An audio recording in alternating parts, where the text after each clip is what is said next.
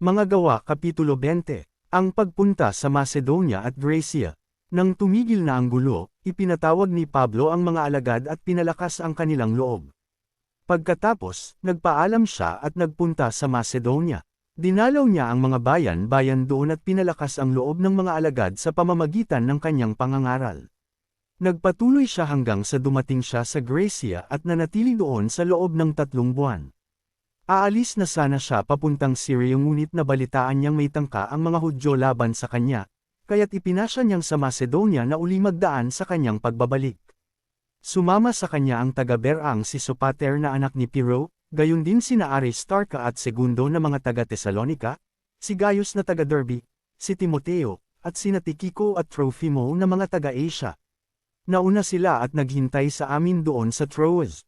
Kami naman ay sumakay sa barko mula sa Filipos pagkaraan ng pista ng tinapay na walang pampaalsa, at dumating kami sa Troas ng 5 araw.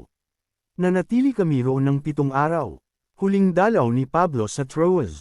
Nang Sabado ng gabi, kami nagkakatipon upang magpira-piraso ng tinapay. Si Pablo ay nangaral sa kanila hanggang hating gabi, sapagkat aalis na siya kinabukasan. Maraming ilaw sa silid sa itaas na pinagtitipunan namin.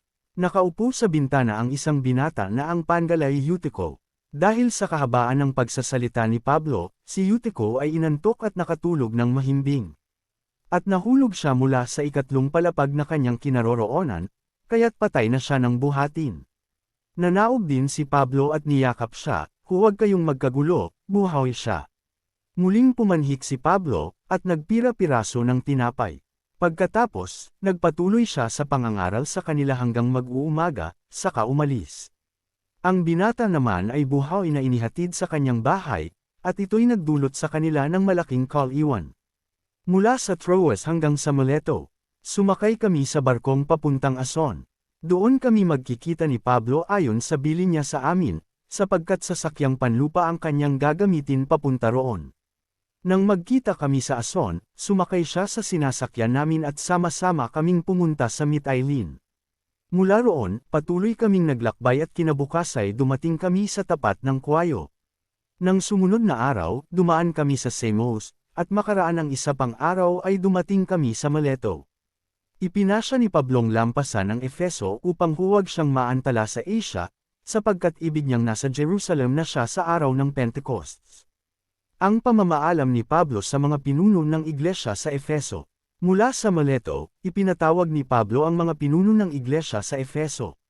Pagdating nila ay kanyang sinabi, "Nalalaman ninyo kung paano ko ginugol ang buong panahong ipinamalagi ko sa inyong piling, mula noong unang araw na ako'y tumuntong sa Asia.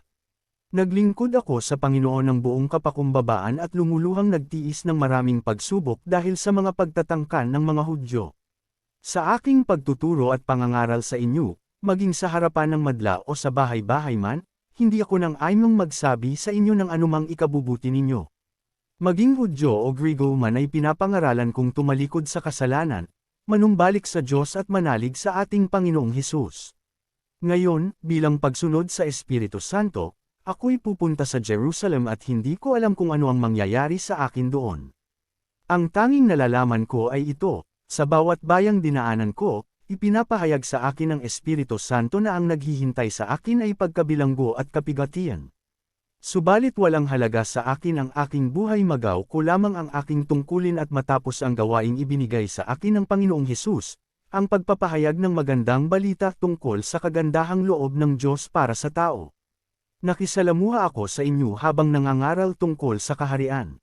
Ngayon, alam kong hindi na ninyo ako makikitang muli. Kaya't sa araw na ito'y sinasabi ko, hindi ako mananagot kung mapahamak ang sinuman sa inyo, sapagkat hindi ako nag-atubiling ipahayag sa inyo ang layunin ng Diyos.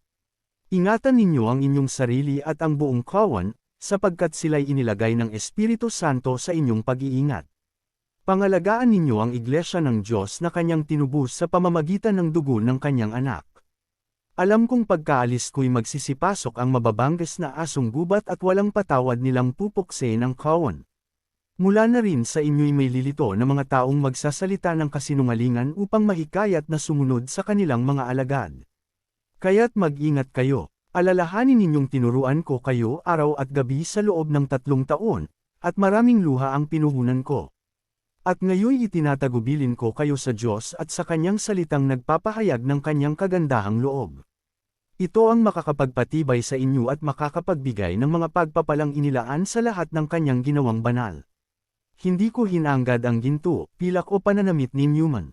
Alam ninyong nagbanat ako ng buto upang kumita ng ikabubuhay naming magkakasama.